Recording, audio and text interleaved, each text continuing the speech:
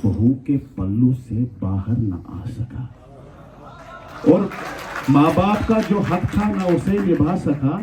बेटा बहू के पल्लू से बाहर न आ सका, और बेटे के जन्म दिन पर लाया है वो आज कार, जो अपने बूढ़े बाप का चश्मा न ला सका, जो अपने बूढ़े बाप का चश्मा न ला सका।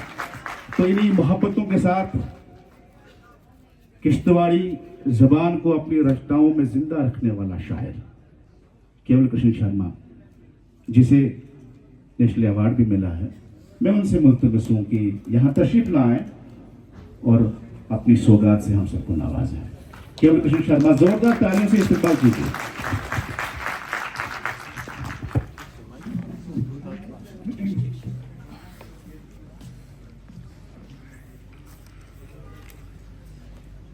मैं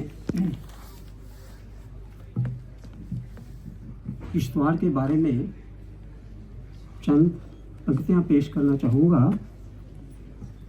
भक्तों की जो भीड़ है रहती तेरे तीर्थ स्थानों पर, भक्तों की जो भीड़ है रहती तेरे तीर्थ स्थानों पर, उर्स पवित्र मनाए जाते हैं हर साल स्थानों पर। संतों दरवेशों की धरती स्वर्ग सा तेरा है आकार, वेद पुराण में वर्णन तेरा, तुझको शत शत नमस्कार। बड़ा उदार चरित्र है तेरा, दिल तेरा है बड़ा समुंदर, किश्तवाड़ तुम कितने सुंदर, किश्तवाड़ तुम कितने सुंदर। अब श्रृंगार रस की दो तीन पंक्तियां प्रस्तुत हैं। भूल चुका था उनको मैं, पर आती याद है कभी कभी। भूल चुका था उनको मैं, पर आती याद है कभी कभी।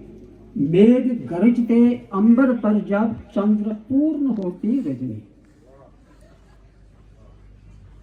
कैसे भूलूं मधुर ध्वनि, कैसे भूलूं मधुर ध्वनि जब, कैसे भूलूं मधुर ध्वनि पायल की जब पग धरती थी।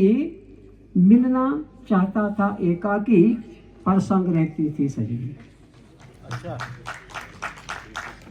यह शिशिर शरद बीत कर जल्दी, ऋतु बसंत यदि आ जाती।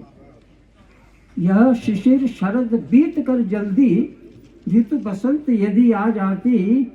छंद निखरते कविता में मेरी, रस श्रृंगार भरती मृदनी, रस श्रृंगार भरती मृदनी।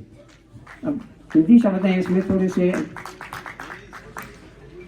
विरह विचारों में अक्सर जब मन अशांत हो जाता था। विरह विचारों में अक्सर जब मन अशांत रह जाता था। कुछ सुबोध वाक्य समझाकर पथ दर्शाती मृगनयनी, पथ दर्शाती मृगनयनी। इस निष्पाप रूप का फल भोगेगा कोई बड़भागी।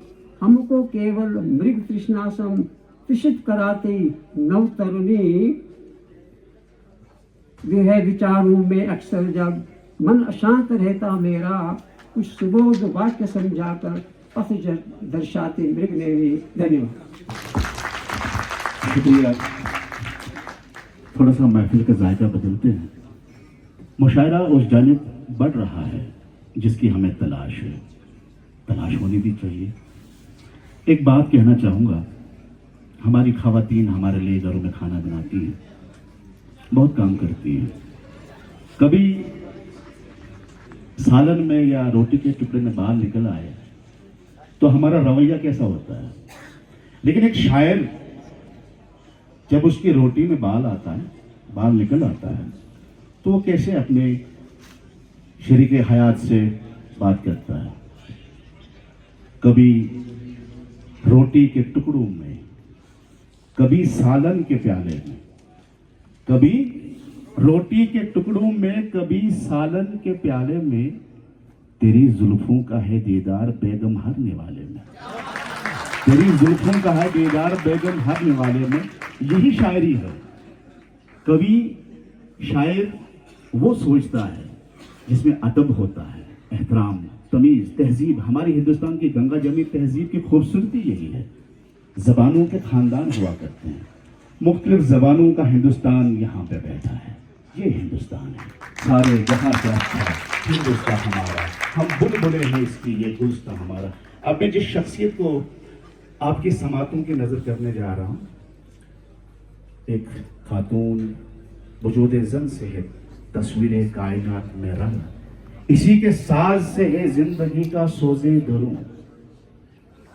डॉली टिक्को आर्व, जो न सिर्फ साहित्य अकेडमी की मेंबर है, कश्मीरी और हिंदी में बहुत खूबसूरत शेर कहती हैं।